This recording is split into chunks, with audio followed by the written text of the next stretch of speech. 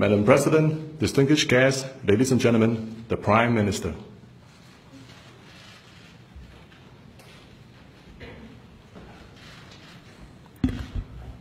President Halima Yaqub and Mr. Muhammad Al-Habshi, Chief Justice, Excellencies and distinguished guests, ladies and gentlemen.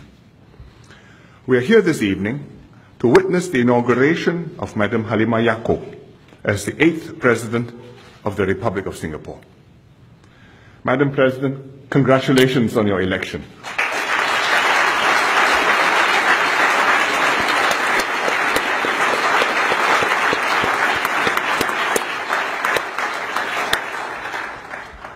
Madam President, your story reflects the Singapore story, how we have come this far together and what we aspire to be as a nation.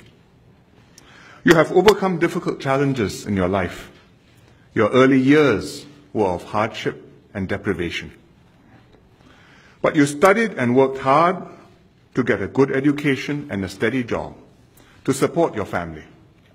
In time, you achieved success, but you never forgot the poverty of your childhood. You went out of your way to help those in need and enable many others to succeed, as you yourself have done. Your life story symbolizes the sort of society that we aspire to be and reminds us that the Singapore story is one of hope and opportunity. In Singapore, no matter where we begin in life, if we work hard, we will have ample chances to do well. And when we make good, we have a responsibility, in turn, to help others around us. Madam President, you bring to the Presidency a heartfelt concern for your fellow citizens, a strong sense of duty, and a sterling record of public service. As a unionist, you championed workers' interests. As a social activist and community leader, you cared for the underprivileged and groups in need of special help. As a Member of Parliament, you worked with residents to solve their problems and brought people together to build a community. As a Minister of State, you worked with youth groups to engage their energies and idealism, improved childcare services to support working mothers, and enhanced support for the disabled by setting up the Centre for Enabled Living, which later became SG Enable. As the Speaker of Parliament, you were even-handed and fair to all MPs, encouraging robust debates on national issues while maintaining decorum and order in the House. Your wealth of experience in public service has prepared you for your new duties. The President has important custodial powers over the nation's past reserves and key public service appointments. When exercising these custodial powers, you have to make independent judgments on the issues before you, taking full advantage of the experience and advice of the Council of Presidential Advisors. At the same time, the President has to work closely with the government for the two key mechanisms to function properly. I look forward to establishing such a relationship with you, just as I did with your predecessors. However, there is one significant difference between being President and your previous posts. Hitherto, you have been fighting the good fight in the unions, in the political arena, in the governing party. Now, as President, you have to be non-partisan and above the political fray. The highest office in the land, the President, is the symbol of the nation. As the President, you have to be the unifying figure of our nation and represent all Singaporeans. I'm confident that you will adapt to this new role and perform it with distinction.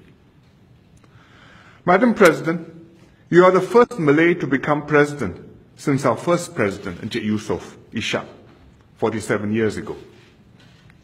You are also the first Malay to be elected President since it became an elected office in 1991, and the first President elected since the major constitutional changes last year. You are also our first female President. Your swearing in today is therefore a significant moment in our history.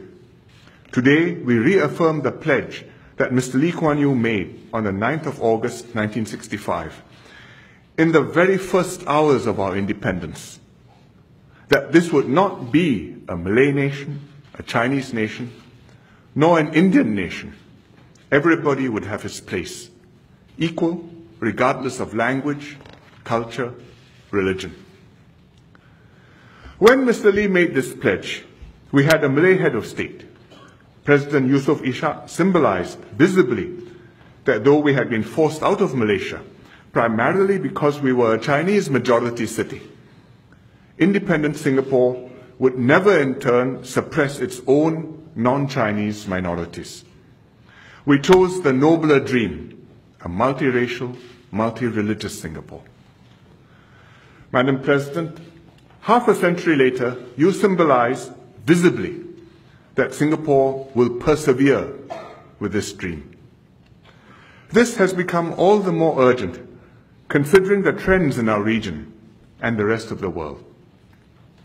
In an age when ethnic nationalism is rising, extremist terrorism sows distrust and fear, and exclusivist ideologies deepen communal and religious fault lines, here in Singapore, we will resist this tide. Here, the majority will make extra efforts to ensure that minorities enjoy equal rights. That is something special, precious, and fragile.